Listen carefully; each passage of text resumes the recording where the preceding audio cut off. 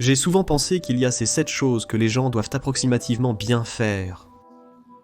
Nous avons surmonté des défis. Vous avez besoin d'intimité, de famille, d'un emploi ou d'une carrière. Vous prenez soin de votre santé mentale et physique. Réglez votre consommation de drogue et d'alcool. Utilisez votre temps de manière productive en dehors du travail. Il y en a un autre que je mentionne souvent, que je ne me souviens plus maintenant. C'est une liste arbitraire en quelque sorte. Mais si vous n'avez pas de liste, c'est une bonne. Et peut-être que vous pouvez choisir l'une de ces choses, et y travailler. Et si vous avez toutes ces choses, votre vie sera probablement meilleure. Vous savez peut-être que vous êtes un vrai radical, et que vous devez vivre d'une manière qui n'est pas traditionnelle, et que vous n'avez besoin de rien de tout cela. Il est très improbable que cela soit vrai, et Dieu seul sait comment vous allez trouver votre propre chemin.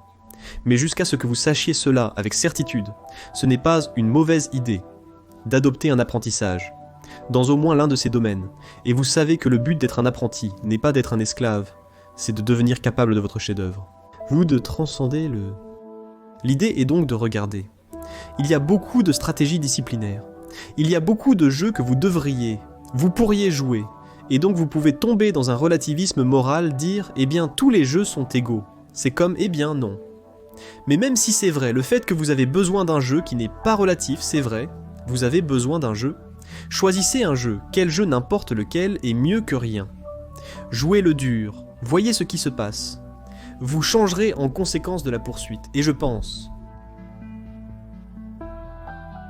Vous devez être dans une situation très désespérée avant que cela ne fonctionne pas. Vous pouvez être dans une situation tellement désespérée que vous ne pouvez pas avancer. Mais généralement, vous êtes quelque part où vous pourriez vous améliorer d'une manière ou d'une autre. C'est juste amener les gens à croire que c'est plus difficile que de le faire réellement de certaines manières. Il semble qu'il y ait tellement de jeunes qui se sentent tellement perdus que de simplement les convaincre de le faire est parfois plus important que de le faire. Vous ne pouvez pas les convaincre, mais vous pouvez leur demander de réfléchir à leur vie. J'aborde directement ce sujet dans ce chapitre. Matt, souviens-toi d'une fois où tu as accompli quelque chose de difficile. Eh bien, était-ce bien ou pas, et généralement D'après mon expérience, réussir quelque chose de difficile apporte une immense satisfaction. Tu considères cela comme valable. Alors d'accord. Alors tu dis, et c'est une technique thérapeutique en quelque sorte, parce que tu n'essaies pas de convaincre les gens, tu les amènes à regarder leur propre expérience.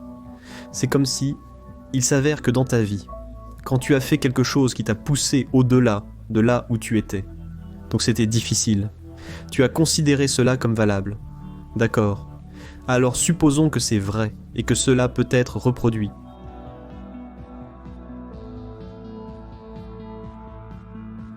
La plupart des gens ont des problèmes de vie. Ils n'ont pas de problèmes psychologiques. Et donc j'ai expérimenté, malgré mon amour pour les psychanalystes, très souvent, ce que je fais en tant que thérapeute aide les gens à avoir une vie qui fonctionnerait, tu sais. Et tu peux paramétrer ça. C'est comme, de quoi as-tu besoin ? Que diriez-vous de quelques amis ? Les gens aiment plutôt ça. Que diriez-vous d'une relation intime avec quelqu'un, en qui vous pouvez avoir confiance et qui a peut-être un avenir ? Ce serait bien. Que diriez-vous d'une carrière qui vous place quelque part dans une hiérarchie de dominance ? Au moins, vous avez une certaine possibilité de vous élever, une certaine possibilité de vous stabiliser, et un horaire et une routine. Parce que une routine est essentielle à la vie. Vous l'oubliez simplement. Si vous n'avez pas de routine, je vous recommanderais d'en commencer une, parce que vous ne pouvez pas être mentalement sain sans une routine. Choisissez l'heure à laquelle vous souhaitez vous lever, peu importe l'heure. Mais choisissez-en une et tenez-vous-y, car sinon vous dérégulez vos rythmes circadiens et ils régulent votre humeur. Et mangez quelque chose le matin. J'avais de nombreux clients souffrant de troubles anxieux, dont un qui était littéralement en train de mourir de faim. Fille très intelligente. Il y avait très peu de choses qu'elle aimait. Elle essayait en quelque sorte de subsister avec, genre, une demi-tasse de riz par jour. Elle est venue vers moi et a dit « Je n'ai pas d'énergie. Je rentre à la maison. Tout ce que je veux faire, c'est regarder le même film encore et encore. » Genre, est-ce que c'est bizarre ? Je me suis dit que cela dépendait de l'effort fourni. C'est un peu étrange, mais qu'importe. C'est familier. Tu cherches du confort. J'ai analysé son régime. C'est environ 3/4 de tasse de riz. C'est comme si tu mourais de faim. Mange quelque chose. Genre, tu sais,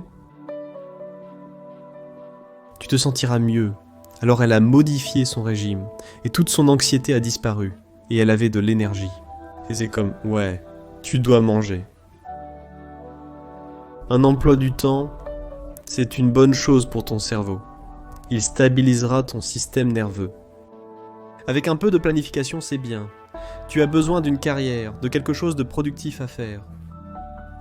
Tu dois réguler ton usage de drogue et d'alcool, en particulier l'alcool, car cela ruine beaucoup de gens. Tu as besoin d'une famille unie, comme tes parents. Ce serait bien de travailler sur vos relations, c'est important, et un jour, tu voudras probablement avoir des enfants. C'est la vie. C'est ce qu'est la vie. Et si tu manques, tu sais, tu peux avoir une bonne raison de ne pas fonctionner sur l'une de ces dimensions. Ce n'est pas obligatoire, mais je peux te dire que si tu ne fonctionnes pas raisonnablement bien sur 4, je pense que j'en ai mentionné 6. Si tu ne fonctionnes pas raisonnablement bien sur au moins 3 d'entre elles, il n'y a aucun moyen que tu prospères psychologiquement, et c'est plus pragmatique en quelque sorte que psychologique. Les êtres humains ont une nature. Il y a des choses dont nous avons besoin, et si nous les avons, c'est bien, et si nous ne les avons pas, alors nous ressentons le manque, et donc les comportementalistes, les psychologues comportementaux, se concentrent beaucoup plus sur ce genre de choses. Tu sais, c'est pratique. C'est comme élaborer une stratégie, faire un plan de carrière, apprendre à négocier, parce que c'est sacrément important. Apprendre à dire ce dont tu as besoin, apprendre à dire la vérité, apprendre à écouter ton partenaire en particulier, parce que si tu les écoutes, ils te diront réellement ce qu'ils veulent. Et parfois tu peux leur donner, et peut-être qu'ils te rendront l'appareil. Et si tu pratiques cela pendant, disons, 15 ans, eh bien, peut-être que vous vous donnez constamment ce que vous voulez. Eh bien, hurrah, ce serait bien. Et puis, il y a 2 de vous dans les 2 cas. Et il vaut mieux avoir 2 cerveaux qu'un seul, parce que les gens pensent différemment, à cause de leur tempérament, pour la plupart. Et donc la négociation est là où la sagesse surgit, et fait partie de la transformation psychologique qui accompagne une relation intime, et l'un des objectifs fondamentaux d'une relation intime à long terme. Essayez de faire une pièce dans votre maison, aussi belle que possible, voyez quelque chose autour de vous. Mon chapitre préféré. Ouais, eh bien, vous avez un goût artistique intéressant. Ouais, je suppose. C'est un chapitre sur la valeur de la beauté, comme marqueur du transcendant. Et c'est génial que vous vouliez établir une relation avec les choses qui vous soutiennent. La vérité, les grandes vérités, la beauté. La beauté est difficile à définir, mais c'est une invitation au transcendant, essentiellement parce que la beauté parle de l'idéal et ça vous impacte. Au-delà de la pensée, c'est une beauté viscérale. Et c'est une indication de la puissance de l'idéal. Et si vous essayez d'établir une relation avec la beauté, et donc pour faire cela, vous pouvez rendre un coin de votre chambre beau. Si vous le pouvez, vous commencez à jouer avec l'idée de beauté. Vous commencez à apprendre à discriminer ce qui est beau et ce qui ne l'est pas. Et puis vous invitez cela dans votre vie. Et c'est effrayant. C'est une chose terrifiante à un certain degré parce que la beauté est très puissante. En partie parce qu'elle vous rappelle qui vous n'êtes pas. Mais c'est incroyablement valable. Et c'est en quelque sorte l'étape suivante, après avoir nettoyé votre chambre. Vous savez, la rendre ordonnée. Mais l'étape suivante est de la rendre belle.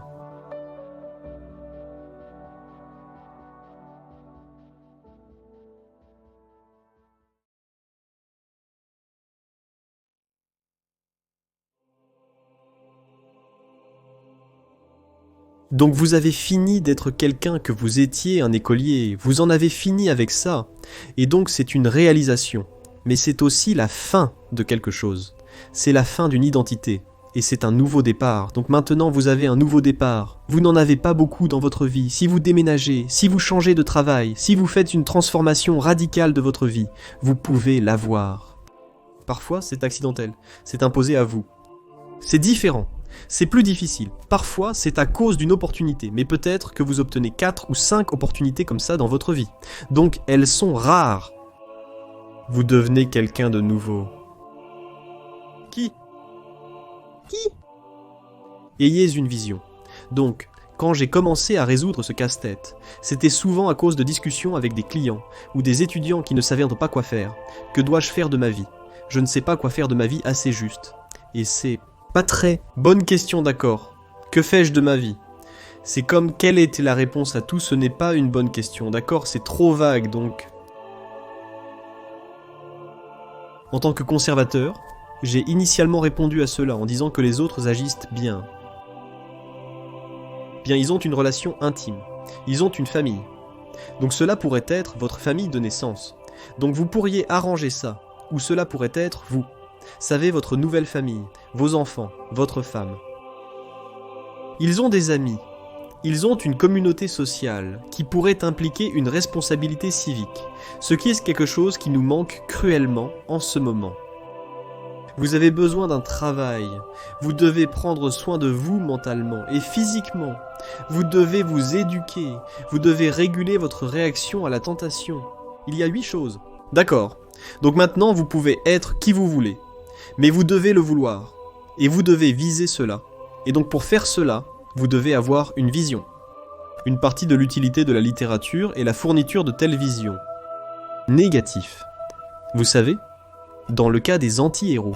Positif, dans le cas des protagonistes, qui pourriez-vous être une partie de l'avantage d'être éduqué dans les sciences humaines, et que vous pouvez tirer vos modèles du meilleur que l'histoire a à offrir. Et c'est vraiment ce qu'une éducation en humanité devrait vous présenter. C'est comme, voici les grands personnages de l'histoire, et c'est vous en potentiel. Et donc cela signifie, vous pouvez établir un nouveau groupe de pairs. Vous savez, en quelque sorte, mon groupe de pairs a toujours été les personnes dont j'admire le plus les livres. Vous savez. Et c'est un défi parce que, qui veut, qui ose se comparer à lui-même, aux grands personnages du passé. Nietzsche pour moi, Dostoïevski, Jung, et puis les philosophes classiques comme Platon et Aristote, et Kant et Hume. Toutes ces personnes stupéfiantes qui étaient brillantes au-delà de la conception.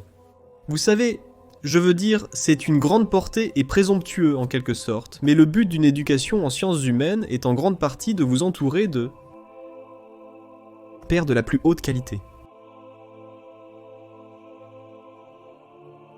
Vous voulez aussi le faire avec vos pairs. En tant que diplômé du lycée, vous vous demandez ce que vous allez faire ensuite. Ça pourrait être un travail, ça pourrait être l'université, ça pourrait être une école de commerce. C'est comme... Je vais me faire de nouveaux amis. Qu'est-ce qu'un ami ? Je désire une personne avec qui partager mes bonnes nouvelles et célébrer ensemble. Je cherche quelqu'un à qui confier mes malheurs. Une personne qui sera sincèrement attristée par mes déboires et non secrètement ravie. Je veux quelqu'un qui vise haut pour moi, et pour lui ou pas, ou ne voulez-vous pas que c'est comme ce que vous voulez ?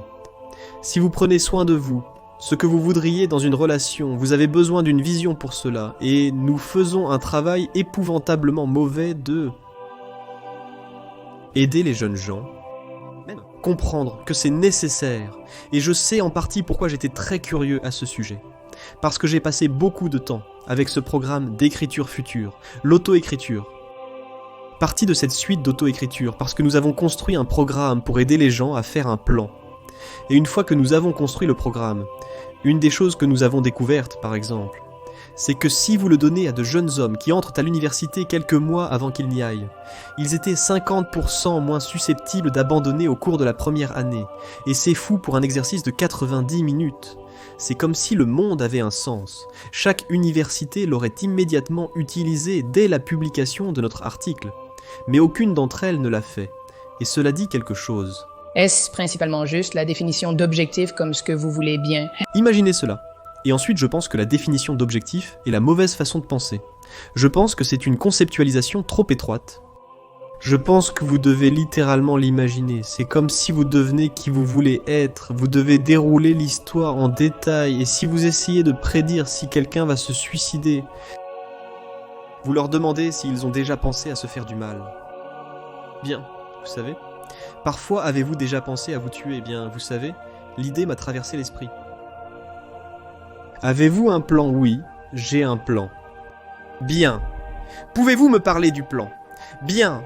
Vous savez, mon père a un 45 sur l'étagère supérieure de son bureau. Je l'ai vu là-dedans.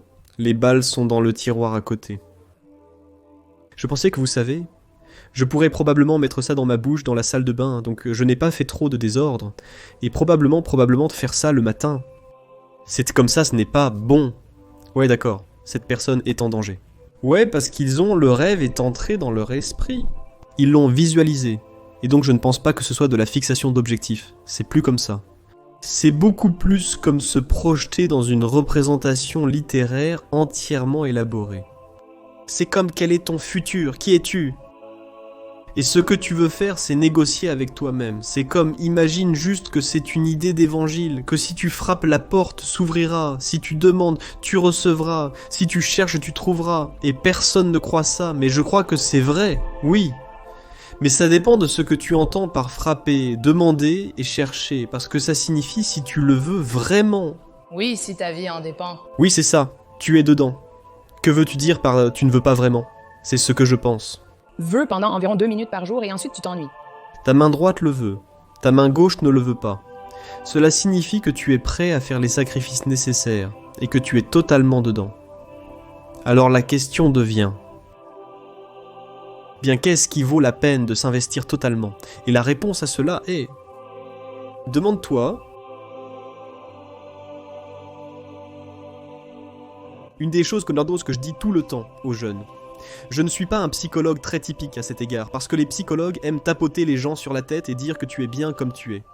J'ai parlé à l'évêque Baron il y a quelque temps, je vais diffuser cela, et il a dit que les prêtres catholiques étaient formés dans les années 1960 pour être plutôt acceptants. Tu sais, de manière humaniste. Tu es bien comme tu es, tu sais. Et c'est tellement des bêtises. C'est comme...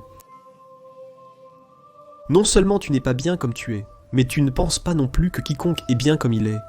Tu sais, tu ne penses pas que tes enfants sont bien comme ils sont. Tu les aimes, et tout ça. Mais tu ne veux pas qu'ils restent 3 ans toute leur vie.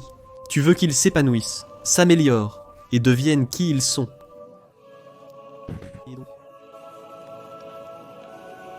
Au lieu de dire aux jeunes qu'ils vont bien comme ils sont, je leur dis ça et...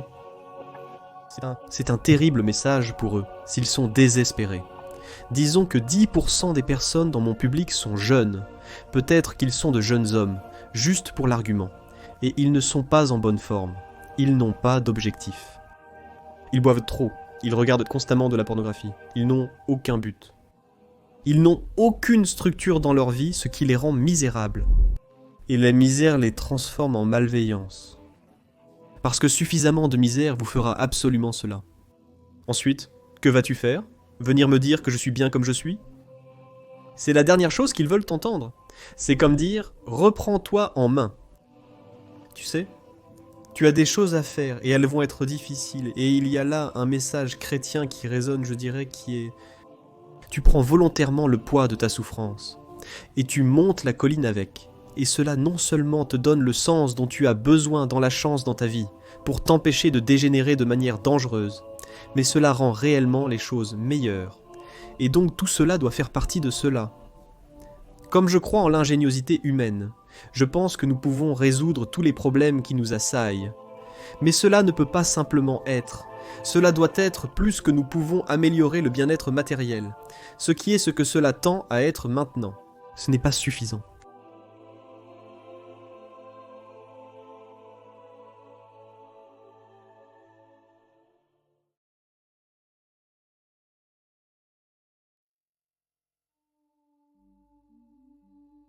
Vous pourriez dire, eh bien, par quoi pourriez-vous remplacer une idéologie?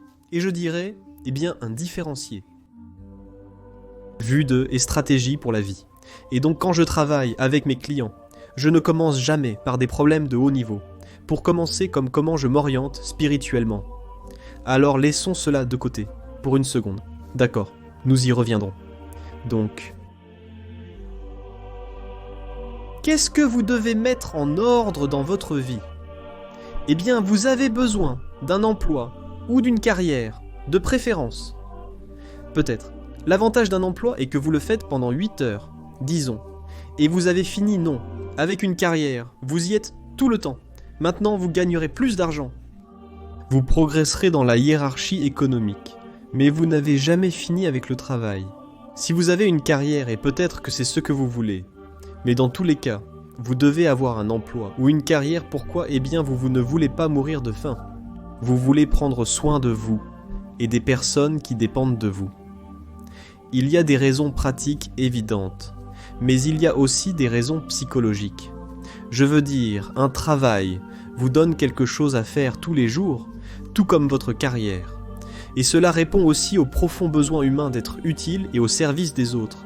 Et donc cela doit être pris en compte. Donc si vous êtes une jeune personne, c'est comme ok avoir un plan, vous avez besoin d'un emploi et d'une carrière. Il serait bon que ce soit quelque chose dans lequel vous pourriez être compétent. Donc plus vous êtes intelligent, pur QI, plus le travail complexe que vous pouvez gérer. Et puis si vous ajoutez le développement de la discipline à cela, c'est le développement de la conscience qui peut vous faire avancer. Donc vous avez besoin de conscience et d'intelligence pour être compétent, et plus vous travaillez dur, et plus vous êtes intelligent, plus le travail complexe que vous pouvez gérer. Donc si vous êtes d'intelligence moyenne, ce que vous avez probablement compris vers l'âge de 18 ans, ou alors il va être très difficile pour vous d'être un avocat d'affaires de haut niveau, à moins que vous ne travailliez de manière insensée.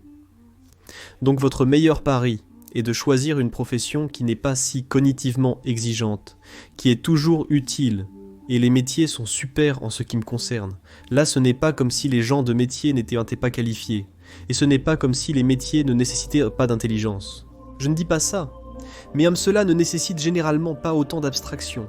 Comme si vous voulez être avocat, vous devez être hyper lettré, et comme au 19e percentile lettré fondamentalement. Et vous devez être capable de formuler des arguments verbaux, où vous allez être écrasé par quelqu'un qui peut le faire. D'accord, donc travail et carrière, vous avez besoin d'un plan. D'accord. Éducation. Vous devriez être aussi éduqué que vous êtes intelligent. Vous devriez avoir un plan pour cela. Ouais. D'accord. Et cela devrait continuer parce que les choses changent rapidement. Et vous feriez mieux de suivre d'accord. Donc vous devriez avoir une vision de cela. Les gens ne semblent pas bien faire, sans une relation intime.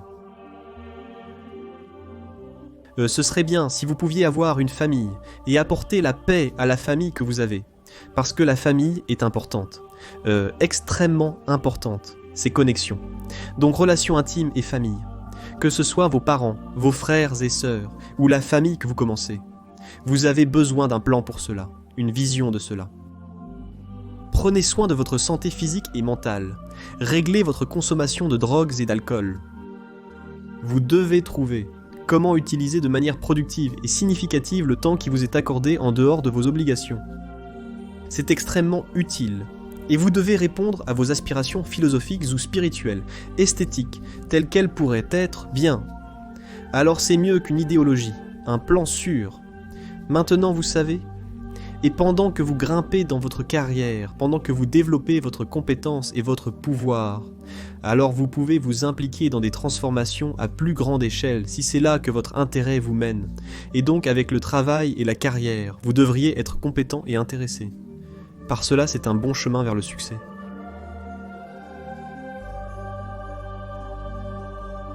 J'avais déjà conclu intellectuellement qu'il n'y avait rien de bon dans le nihilisme et l'amertume et le ressentiment, que c'était incroyablement dangereux et qu'il n'est justifié en aucune circonstance. Et puis, je suis entré dans ces circonstances extrêmes et j'ai pensé, eh bien, cela le justifie. C'est comme si je ne peux pas voir comment quelqu'un pourrait être dans cette situation et ne pas secouer son poing vers Dieu et dans l'indignation. Mais j'ai vraiment réfléchi et j'en ai parlé à ma femme et tout ce que je pouvais conclure, c'est que c'était faux, que cela ne le justifiait pas. Il n'y avait rien de bon dedans, rien d'utile, tout ce que cela faisait, c'était me blesser.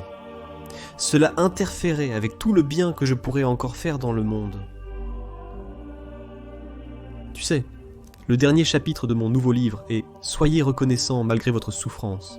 Et c'était un chapitre que tu sais.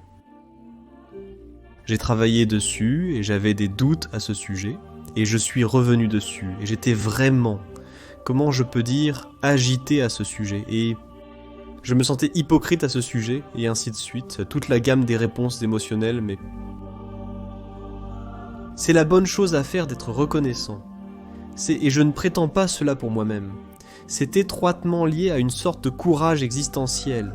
C'est une décision, et vous savez sans aucun doute qu'il y a des gens qui ont été poussés plus loin dans le domaine de la douleur que moi, des victimes de brûlures, des gens qui, vous savez, souffrent d'une agonie inimaginable, et je n'oserais jamais comparer ma douleur à celle d'une autre personne.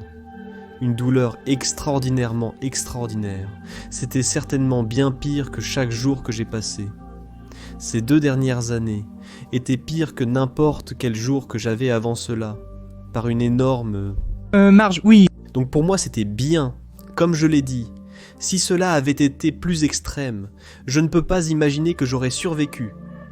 Mais la première conclusion était que même dans ces conditions, vous vous orientez vers le haut, et vous essayez de faire le bien dans le monde, et vous ne tombez pas en proie à l'amertume et à la colère et à l'hostilité, aussi justifiée soit-elle. Pas même cependant rationalisée, mais cependant justifiée. Même si un observateur objectif dirait bien pas étonnant que vous vous sentiez de cette façon, ce n'est pas utile. Donc il n'y a aucun bien en cela, c'est ce que je vois, aucun bien en cela. Mais alors je me demande, comme je suis enclin à être d'accord avec cela, qu'il n'y a aucun bien dans cela, mais vous savez, il y a le vieux dicton cliché sur le fait de traverser des moments difficiles, révélant certains avantages et certains bénéfices que vous ne pouvez pas voir sur le moment. Donc êtes-vous un tas de cette possibilité de réalisation future là-bas? J'imagine que cette chose dont nous avons déjà discuté, je dirais que c'est bénéfique, que ce bénéfice justifie ce que j'ai traversé. Je dirais que oui. Je répéterai ce que j'ai traversé, et que je traverse encore d'ailleurs. Je veux dire, je ne me suis senti un peu mieux que depuis 5-6 jours. Je ne le répéterai pas pour apprendre cela. Je pense qu'il y a encore quelque chose à venir pour toi, une prise de conscience. Je ne dis pas que c'est certain, mais je te connais et je sais qui tu es. Pas bien. Seul Dieu sait, n'est-ce pas? Je veux dire... C'est seulement la semaine dernière que j'ai vraiment réfléchi à cela et réalisé que, aussi extrême que soit ma douleur, qui était diffuse, elle ne justifiait pas le ressentiment. Elle ne justifiait pas l'ingratitude. Elle n'a certainement pas rendu ces choses possibles. Mais l'autre chose que j'ai réalisée, et les gens ont commenté cela comme une différence entre ce livre et le premier livre. Le deuxième livre est plus communautaire. Il y a moins d'humour dedans, parce que je n'étais tout simplement pas d'humeur à rire, tu sais. Mais il y a plus d'accent sur la coopération et le rôle social dans le comportement éthique. Et je pense que c'est en partie une conséquence de mon observation, de la manière dont mes amis et ma famille sont allés bien au-delà de leurs devoirs en prenant soin de moi. Et pas seulement mes amis et ma famille, mais aussi le personnel médical et le grand public qui ont été le grand public, mes spectateurs, lecteurs et auditeurs, disons, ont été incroyablement loyaux et soutenus. Et donc j'ai vu cet élan d'amour au niveau micro, au sein de ma famille et de mes amis et de personnes que je ne connais pas mais avec qui je communique. Ça a certainement sauvé ma vie. Il n'y a aucun doute là-dessus. Plusieurs fois, de nombreuses fois. La raison pour laquelle j'insiste sur la responsabilité individuelle. Il y a 2 raisons. L'une est bien. Vous pouvez commencer dès maintenant, là où vous êtes, peu importe ce que vous faites. Donc vous avez ça à portée de main. Deuxièmement, si vous devenez plus responsable, vous ne ferez probablement de mal à personne en le faisant correctement. Cela supprime la commodité de l'ennemi. Et c'est étant donné combien il est terrible pour nous de générer, disons, des explications de l'hostilité basée sur la classe, ou des explications de l'hostilité basée sur la race. C'est quelque chose autour duquel nous devons vraiment marcher avec précaution. Je veux dire que les pires crimes que la race humaine ait jamais commis ont été générés par des hypothèses de malveillance basées sur la classe. Des hypothèses de malveillance basées sur la classe ou l'ethnicité. C'est terrible, et nous devons l'éviter. Et je ne vois pas qu'adopter plus de responsabilités individuelles, même si ce n'est pas une solution à tout, ce n'est pas un danger qu'elle pose à mon avis.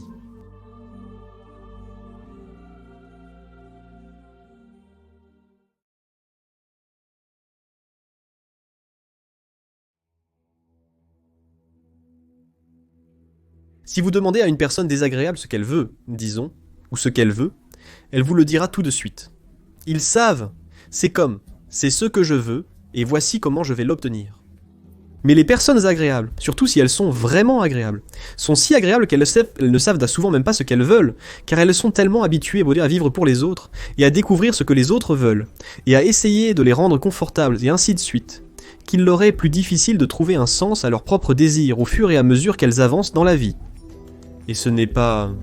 Regardez, il y a des situations où c'est avantageux, mais ce n'est certainement pas avantageux si vous essayez de vous forger une carrière. En moyenne, ça ne marche pas pour les hommes et les femmes, même si... ne sont pas si différents en termes de niveau d'agrément. En examinant les extrêmes du groupe, on constate une grande différence. Les personnes les plus agréables sont toutes des femmes, tandis que les plus désagréables sont toutes des hommes. Et la chose qui est que les extrêmes sont souvent ce qui compte, plutôt que ce qui est au milieu, et donc une des façons dont cela se reflète dans la société. Au fait, il y a beaucoup plus d'hommes en prison, et le meilleur prédicteur de personnalité d'être emprisonné est d'être faible en agréabilité. Cela vous rend insensible.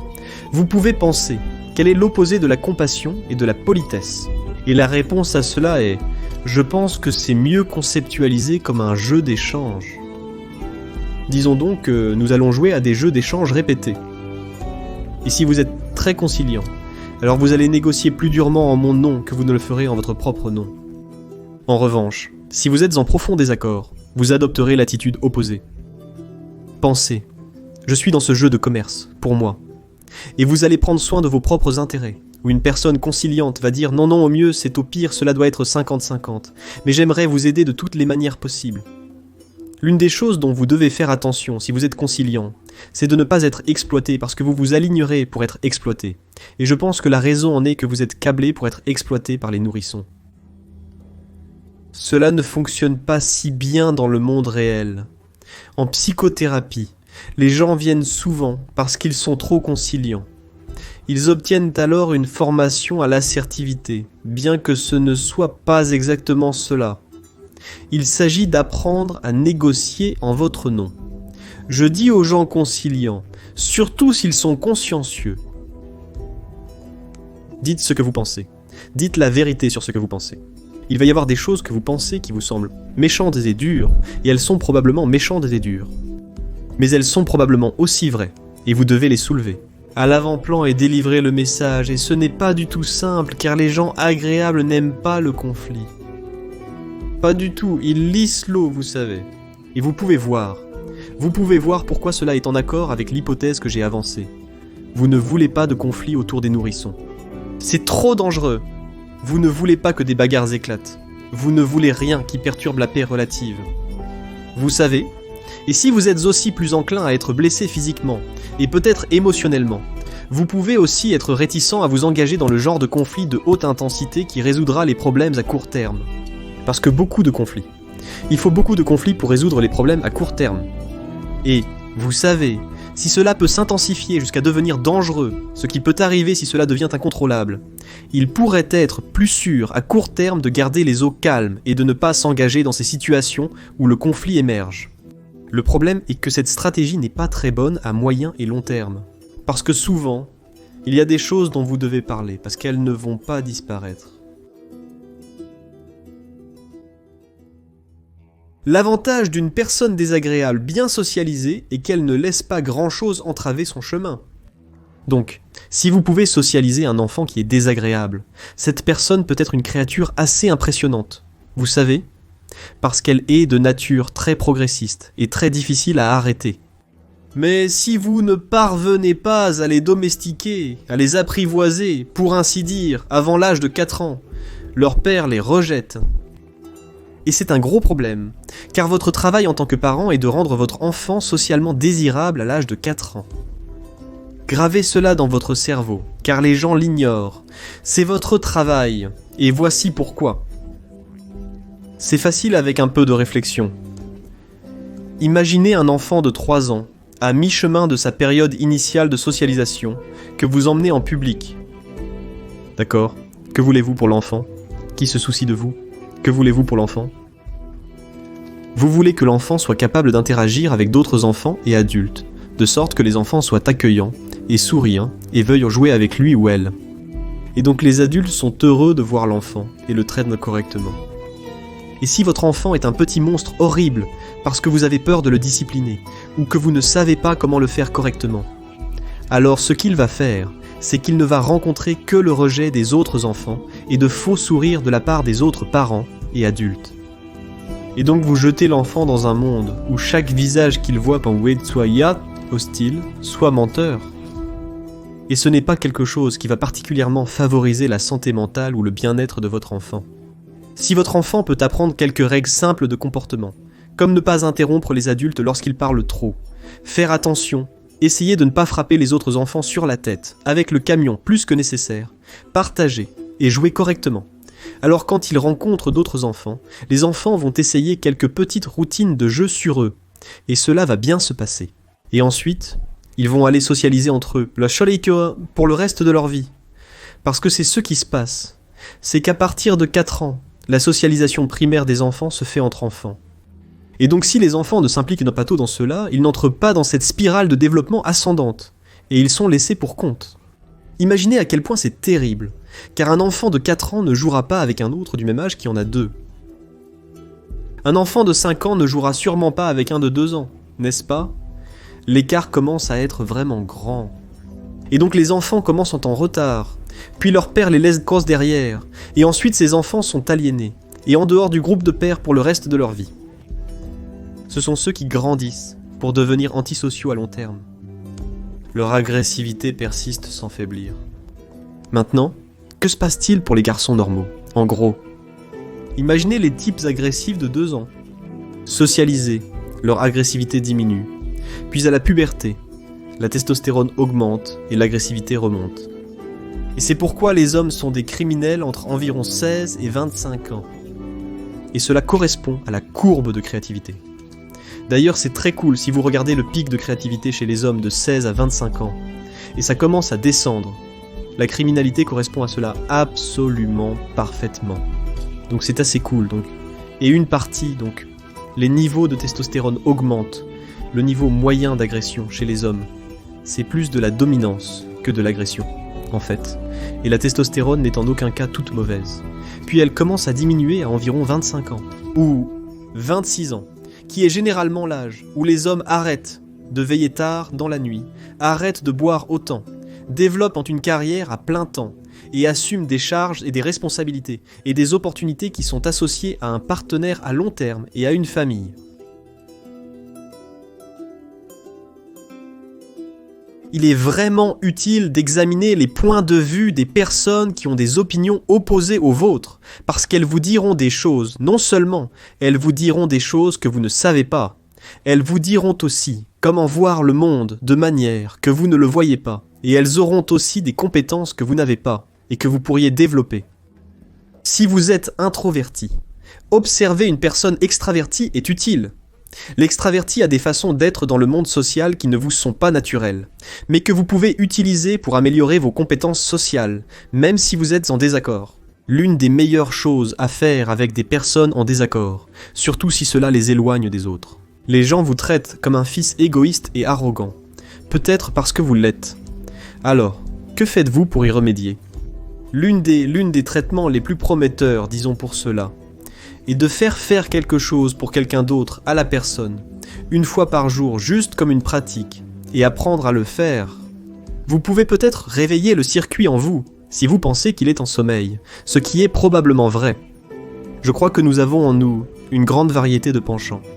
Certaines sont activées, des propensions génétiques, certaines sont activées, mais je pense qu'avec la bonne situation ou les bons exercices, vous pouvez activer certaines de ces autres choses. Mais cela exige travail, dévotion et discipline. Je dirais, en général, si vous voulez vous adapter correctement à la vie, vous devriez trouver une niche dans l'environnement qui correspond à votre tempérament, n'est-ce pas ? Ne travaillez pas à contre-courant de votre tempérament, c'est bien trop difficile. Mais une fois que vous avez fait cela, vous devriez travailler à développer les compétences et les points de vue qui existent dans l'espace opposé à votre personnalité, car c'est là que vous êtes fondamentalement sous-développé. Ainsi, vous pouvez élargir votre capacité tempéramentale sur un plus grand éventail. Pour moi, c'est comme apporter une boîte à outils plus riche à chaque situation. Vous savez ? Donc si vous êtes hyper extraverti, vous devriez probablement apprendre à vous taire lors des fêtes de temps en temps, et écouter juste pour voir ce qui se passe, pour voir si vous pouvez le gérer. Vous savez ? Et si vous êtes introverti, eh bien alors, vous devriez apprendre à parler en public et à apprendre à aller à des fêtes sans vous cacher dans le coin et ne rien dire à personne, vous savez ? Et si vous êtes agréable, alors vous devez apprendre à être désagréable pour que les gens ne puissent pas vous pousser. Et si vous êtes désagréable, vous devez apprendre à être agréable pour que vous ne soyez pas un fils de mal, si. Et la même chose s'applique même dans le domaine consciencieux. C'est comme si vous étiez trop consciencieux. Vous devez apprendre à vous détendre et à lâcher prise un peu. Si vous êtes inconscient, c'est le moment de sortir votre agenda Google et de commencer à planifier votre journée. Et vous frappez à l'arrière de la tête avec un bâton jusqu'à ce que vous soyez assez discipliné pour pouvoir vous en tenir à quelque chose pendant un certain temps.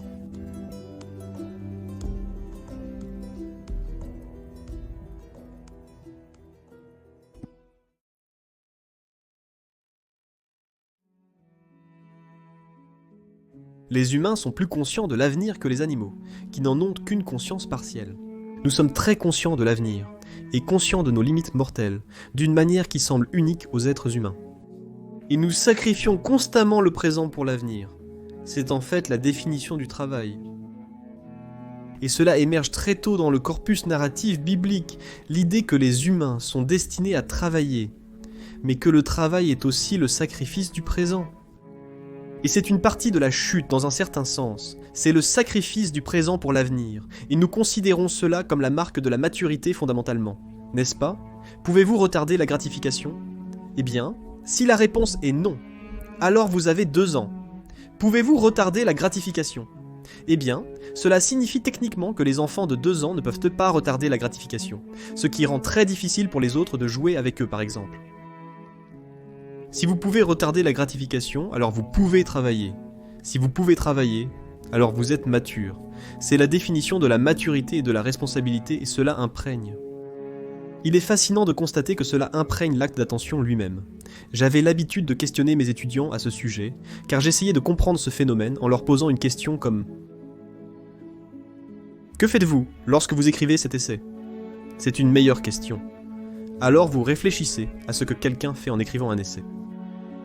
Une réponse est que s'ils le font sur un ordinateur, ils bougent leurs doigts de haut en bas. Et c'est en fait une très bonne réponse, parce que ce n'est pas une idée, n'est-ce pas ? Bouger vos doigts de haut en bas, ce n'est pas une idée. C'est là que votre esprit rencontre votre corps. Vous bougez réellement quelque chose de physique. Et vous n'avez pas vraiment conscience de la musculature, ou vous savez. Vous ne savez pas comment vous bougez vos doigts, mais vous pouvez le faire. Et donc, au niveau de résolution le plus élevé, lorsque vous écrivez un essai, vous bougez vos doigts, et maintenant vous savez comment taper, et vous avez des structures automatisées pour faire cela. Puis vous composez des mots, et les mots sont dans des phrases, et les phrases sont dans des phrases, et les phrases sont dans des paragraphes, et les paragraphes sont dans des sections. Et tout cela forme un essai, mais c'est ensuite une sous-partie d'une classe. Et vous voulez obtenir une note pour la classe, parce que vous voulez réussir la classe, parce que vous voulez obtenir votre diplôme. Mais pourquoi voulez-vous obtenir votre diplôme ? C'est bien. Peut-être que vous êtes intéressé par ce domaine d'études, et vous pensez qu'être un érudit est une bonne chose, et vous voulez avoir un emploi. Et donc pendant que vous écrivez un essai, vous, que faites-vous ? Vous préparez à avoir votre carrière. Et alors faites-vous cela, parce que vous voulez être un bon citoyen, et un bon père, peut-être une bonne mère, et voulez-vous faire cela parce que vous voulez être une bonne personne, et êtes-vous mêlé à tout cela ?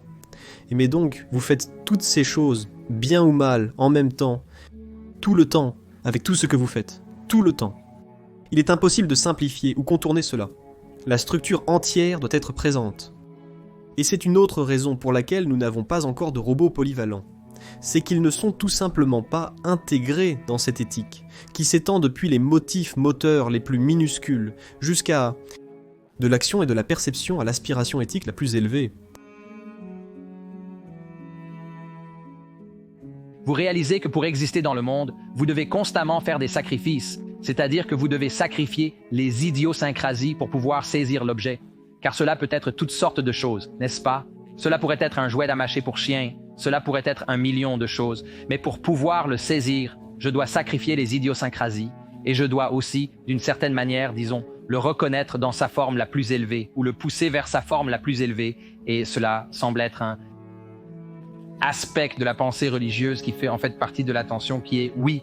Eh bien, l'aspect sacrificiel de l'attention en partie est que chaque fois que vous voyez quelque chose comme cette chose, vous sacrifiez la possibilité de toutes les autres choses qu'elle pourrait être, et c'est très limitatif, vous savez, ça vous enferme. Mais c'est aussi un soulagement, parce que combien de millions de choses voulez-vous surveiller en même temps? Mais donc, une raison partielle est l'idée de sacrifice, vous savez? L'idée consciente de sacrifice émerge très tôt, par exemple, dans les écrits bibliques. Parce que la deuxième histoire, dans la Genèse, je pense que c'est Genèse 3, c'est l'histoire de Caïn et Abel. Est-ce après Genèse 3 dans Genèse 4? Suppose 4, d'accord, donc c'est très tôt. Et il y a cette insistance que donc les êtres humains sont déjà destinés à travailler à la suite de la chute du Jardin d'Éden. Mais l'histoire de Caïn et Abel concerne spécifiquement le sacrifice et le degré auquel un sacrifice doit être de la plus haute qualité. Donc, vous avez ce protagoniste, Abel, qui est un prototype pour un mode d'être qui s'étend tout au long de l'histoire. Et les sacrifices d'Abel sont les plus élevés, à ce qui est le plus haut imaginable, donc il vise aussi haut qu'il le peut. Et ils sont authentiques et honnêtes. Et la conséquence de cela est que Dieu lui sourit, disons, mais que sa vie est extrêmement réussie. Il obtient tout ce qu'un être humain sensé voudrait et aurait besoin. Et il est contrasté avec Caïn, qui est amer et arrogant et fait des sacrifices de seconde classe. Et vous voulez y penser personnellement. C'est comme, eh bien, avez-vous fait de votre mieux lorsque vous avez échoué? Et si la réponse est non, c'est comme, eh bien, qui essayez-vous exactement de tromper? Vous essayez de vous tromper vous-même. Eh bien, bonne chance avec ça. Vous essayez de tromper les autres? C'est comme, eh bien, qui vous a rendu si intelligent et eux si bêtes? Et est-ce ainsi que vous pensez aux autres? Vous pouvez simplement leur jeter de la poudre aux yeux. Et ensuite, est-ce plus que ça? Pensez-vous pouvoir tordre la structure de la réalité? Et donc vous allez faire ces sacrifices à moitié stupides. Et cela va aussi plaire à Dieu. Et c'est ce que vous croyez. Et vous savez, Caïn est très agacé que ces sacrifices ne soient pas récompensés.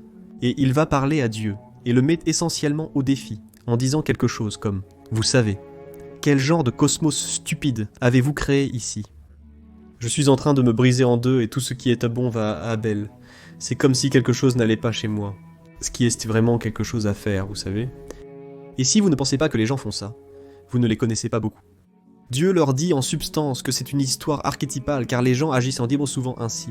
Et Dieu dit essentiellement à Caïn qu'il ne fait pas de bons sacrifices. Il sait parfaitement bien qu'il a été tenté par l'amertume, l'arrogance et la tromperie pour entrer dans une relation sexuelle consensuelle avec l'esprit même du péché vengeur. Ce qui est une sacrée accusation. Pensez à un joueur de basket. J'aime toujours l'amener à quelque chose qui n'est pas du tout religieux au début pour que les gens voient de quoi nous parlons. Le joueur de basket doit sacrifier 1 million de choses que tous ses amis font qui sont amusantes ou qu'il pourrait faire. Il doit éliminer toutes les idiosyncrasies et se concentrer sur une chose. Et ensuite, c'est là que le sacrifice d'Abel intervient. Il doit donner son meilleur. S'il ne donne pas son meilleur, alors il n'y arrivera pas. Il n'y a aucune façon. Et donc le modèle sacrificiel entre dans à peu près n'importe quel type d'excellence ou de comportement excellent. Vous savez, l'une des choses que les êtres humains ont faites, parce que nous avons été prédatés et sommes devenus des prédateurs, l'une des choses que nous avons faites a été d'imiter le prédateur, vous savez, et donc nous étions en admiration devant un animal prédateur, comme nous pourrions encore l'être si vous rencontrez un grizzly dans les bois, vous savez. Vous pourriez geler, et vous allez certainement y assister. Mais il y a une partie de vous qui est profondément appelée à imiter la capacité d'agression du prédateur, afin que vous puissiez défendre vos proches contre l'action prédatrice. Et une partie de cela serait d'être le guerrier qui peut repousser le grizzly, mais ensuite abstrait en sens religieux. Ce serait d'être Acteur éthique qui peut protéger votre famille, des personnes sans scrupules.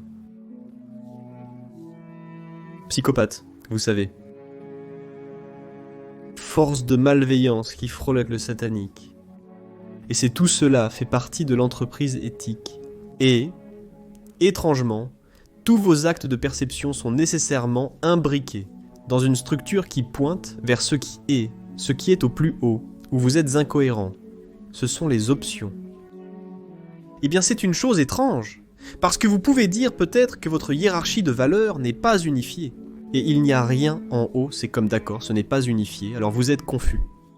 Et si vous êtes avec quelqu'un, et que vos hiérarchies de valeurs ne sont pas unifiées, alors vous êtes en conflit ou vous êtes sans but. Vous êtes soit désespéré, anxieux ou perdu. C'est la conséquence phénoménologique du manque de cette unité. Pyramidal. Éthique. Donc vous ne pouvez pas échapper à la nécessité de cela, à moins que vous ne vouliez vivre, vous savez, sans but, nihiliste, confus, désespéré, tout ça.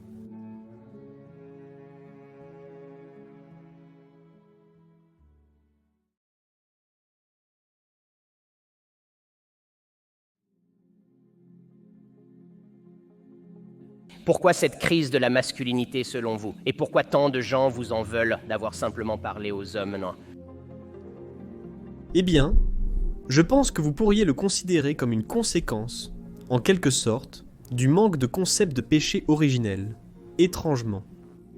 Je veux dire, les gens portent un fardeau existentiel, vous savez. C'est une partie intrinsèque de la vie de, je suppose, se sentir coupable par rapport à la nature, et se sentir coupable par rapport à la culture. Vous savez, il est difficile pour nous de vivre en harmonie avec le monde naturel, et pour le monde naturel de vivre en harmonie avec nous d'ailleurs, et aucun de nous n'est tout ce qu'il pourrait être sur le plan social, et l'une des conséquences. Et donc nous avons ce sentiment intrinsèquement, vous savez, qu'il y a un manque en nous qui doit être corrigé. Et malheureusement, cela peut être armé et là été. Et ce que je vois arriver aux jeunes hommes en particulier, aux garçons aussi, pas seulement aux jeunes hommes, et peut-être même, vous savez, peut-être à partir de l'âge des tout-petits, c'est que nous avons cette idée dans le monde, que les êtres humains vivent en antagonisme avec la nature, et que nous sommes en réalité une force malveillante, et que nos structures sociales, qui sont clairement capables de commettre des atrocités, sont fondamentalement oppressives, patriarcales dans leur nature.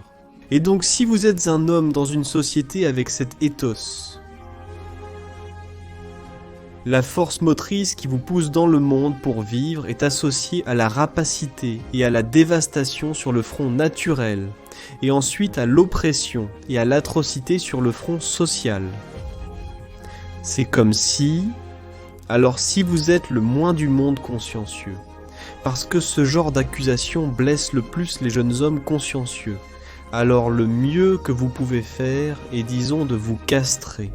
Comment serait-ce ? Et ce serait vraiment comique, sauf que cela se produit aussi. Donc, je suppose que c'est pourquoi je pense qu'il y a une crise. Et il y a quelque chose de sérieux à la racine de cela, n'est-ce pas ? Parce que nous devons prendre en compte le fait de... les dommages potentiels que nous pouvons causer au monde naturel et au monde social. Nous devons prendre cela au sérieux. Mais la conséquence appropriée de prendre cela au sérieux n'est pas de commettre Harry Carey, disons, dans un accès d'anxiété morale et de vous retirer complètement du jeu. Mais c'est l'insistance maintenant, et c'est vraiment. Et je vois cela psychanalytiquement, vous savez. Je vois cela comme une manifestation à un niveau symbolique de quelque chose, comme bien symboliquement. C'est associé à la mère dévorante. C'est une fausse compassion excessive et destructrice qui a cette qualité dévorante. Et oui. Et c'est essentiellement là où nous en sommes.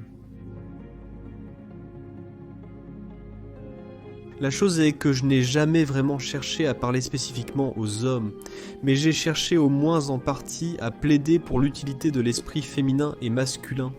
Et il s'est avéré que plaider pour l'esprit masculin était quelque chose qui était plus demandé par la culture, disons la colère. C'est une question compliquée. Nous avons abordé une partie de celle-ci en relation avec le saccage de la nature et l'idée de la patriarcat oppressif et comme étant des atrocités. Mais il y a aussi un autre problème que je juge pertinent. En raison de la fragmentation familiale. Il y a un très grand nombre de femmes qui n'ont jamais eu un vrai mot d'encouragement dans toute leur vie, tout comme il y a un très grand nombre d'hommes. C'est vraiment triste de voir cela. C'est vraiment très triste de voir cela profondément, et d'avoir vu cela refléter chez tant de milliers de personnes. Mais il y a beaucoup de femmes qui n'ont jamais eu de relation positive avec un homme dans leur vie. Et donc l'une des conséquences de cela, nous savons par exemple que les femmes plus jeunes sont plus susceptibles d'être attirées par les hommes qui montrent des traits de triade sombre, narcissiques, machiavéliques et psychopathes. Et les personnes qui ont ces traits sont caractérisées par l'imitation de la compétence. Les femmes recherchent avant tout la générosité compétente chez les hommes, comme le montrent clairement les données. Cependant, les narcissiques peuvent l'imiter, trompant ainsi les jeunes femmes. C'est en partie parce que cela souligne le problème de la dissociation de la confiance compétente, de l'expression du pouvoir en soi. Donc nous pourrions appeler le pouvoir, je vais le définir comme la volonté et la capacité d'utiliser la contrainte pour atteindre vos objectifs. Si vous êtes quelqu'un qui a une propension à manifester le pouvoir, alors cela ressemble à la manifestation de l'ambition et de la volonté. Et si vous n'avez pas eu de relation positive avec quelqu'un de masculin dans votre vie, et peut-être même pas avec votre propre masculinité interne, disons que vous ne pouvez pas faire la différence entre le pouvoir et l'ambition qui sert la compétence. Et donc parce que c'est terrifiant, parce que le pouvoir, si vous n'avez que des relations négatives avec les hommes, leur capacité à utiliser le pouvoir devient une telle menace qu'il faut s'y opposer à tout prix. Même si elle se manifeste dans, disons, le chemin de développement de votre propre fils. Et donc une partie de cela est la décomposition familiale. Et ensuite, vous avez un schéma multigénérationnel de cela qui le rend encore pire. Et donc c'est définitivement une partie de cela. Vous savez, il y a un tambour idéologique qui est constamment battu, à la fois sur le front constructiviste sociologique, n'est-ce pas? C'est la patriarcat oppressif. Et puis sur le front environnemental. Et puis vous ajoutez à cela le fait que, eh bien, chez les gauchistes, surtout les types radicaux, toute leur foutue doctrine, c'est la doctrine la plus pathologique que vous pourriez inventer si vous vous mettiez à inventer une doctrine pathologique. Et je veux dire que je ne plaisante pas, je le pense vraiment dans le sens le plus profond possible. L'idée que la motivation humaine fondamentale est la volonté et la capacité d'utiliser le pouvoir de contrainte. Pouvoir. Il s'agit de pouvoir, et chaque fois que j'entends cela maintenant, de la part de quelqu'un, je pense que ce n'est pas une observation sociologique, c'est une confession de votre part, et c'est aussi un non-sens total. Je veux dire, vous le savez tous, vous avez des amis parce qu'ils sont contraints d'être vos amis. Comme c'est définitivement pas comme ça que vous avez des amis. Vous pourriez avoir des acolytes de brutes de cette façon, mais vous n'avez pas d'amis. Le pouvoir est une base extrêmement instable pour établir un mariage. De plus, cela ne fonctionne tout simplement pas parce qu'il s'avère que les femmes qui sont si ennuyeuses sont très difficiles à opprimer, vous savez. Donc vous pouvez essayer, mais ce n'est pas si facile, et je ne pense pas que nous ayons été historiquement très réussis à le faire. Mais c'est aussi une proposition prépostérante parce que l'expression du pouvoir dans une relation intime ne produit ni intimité, ni relation. Le mieux qu'il puisse produire est comme une combinaison de tyrannie et d'esclavage. Et cela ne caractérise pas l'institution du mariage en soi. Et j'essaye de déchiffrer, surtout dans ma conférence récente, quelle est l'antithèse du pouvoir, ou de la volonté de pouvoir, disons, en termes de contraintes arbitraires. Et c'est quelque chose comme l'esprit de jeu libre et volontaire. Et c'est une merveilleuse chose, à savoir, c'est tellement optimiste. Nous les gars parlions d'optimisme plus tôt. Vous savez, si vous imaginez ceci, et que si vous structurez vos relations de manière optimale, et je veux dire de manière optimale avec vous-même, avec votre partenaire intime, avec votre famille, avec votre communauté, Le plus haut niveau de réalisation de cette structuration est la manifestation de l'esprit de jeu volontaire. Et c'est tellement charmant parce qu'il n'y a rien de mieux que de jouer fondamentalement, et vous savez que les êtres humains et d'autres mammifères ont également un circuit biologique qui médit le jeu qui a été découvert par un homme Jaak Panksepp. Et il a montré que le jeu est incroyablement important pour le développement des enfants, pour une variété de raisons compliquées. En partie parce qu'ils s'entraînent à être des adultes compétents, mais aussi que cela peut être supprimé par presque toute autre émotion ou motivation. Vos enfants ne peuvent pas vraiment jouer s'ils ont faim, sont fatigués, mouillés ou contrariés. De même, le stress et les tensions dans votre relation font disparaître le jeu. Mais si vous optimisez la relation et la circonstance, alors l'esprit du jeu peut se manifester. Et je dirais aussi que c'est aussi le but fondamental des pères en quelque sorte, c'est d'imaginer ce paradis, c'est un jardin clos. C'est ce que signifie le paradis. Donc ce sont des murs, une structure, et ensuite le jardin à l'intérieur et la nature, et une nature qui est entretenue. Le rôle masculin dans l'éducation des enfants est quelque chose comme l'érection des murs, afin que le jeu puisse se manifester à l'intérieur des murs. Et c'est une très bonne combinaison de sécurité, car c'est à cela que servent les murs, mais aussi le genre de liberté qui permet un développement sans entrave dans le sens le plus positif possible. Et donc, je dirais que ceux d'entre nous qui s'opposent aux radicaux, qui insistent sur le fait que la seule motivation humaine et le pouvoir peuvent s'y opposer en partie, en avançant l'observation que l'antithèse appropriée à cela est l'esprit de volontariat,